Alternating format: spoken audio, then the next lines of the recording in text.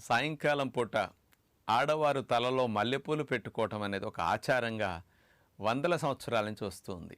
పూర్వం రోజుల్లో ప్రతి దొడ్లోనూ మల్లి చెట్లు ఉండేవి. ఎందుకు మల్లెపూలను తలలో పెట్టుకోవాలో తెలుసా?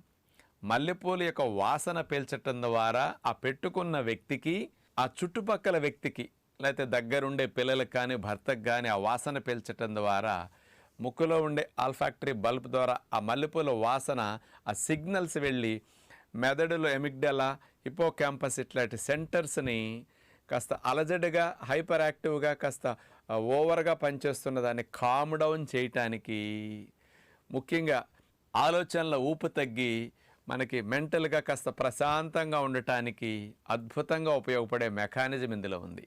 ఈ మల్లెపూలలో జాస్మోన్ అనే కెమికల్ కాంపౌండ్ ఉంటుంది. ఇదేం చేస్తుందో తెలుసండి? డోపమిన్ అనే హ్యాపీ హార్మోన్ని, సెరటోనిన్ అనే హ్యాపీ హార్మోన్ ప్రొడక్షన్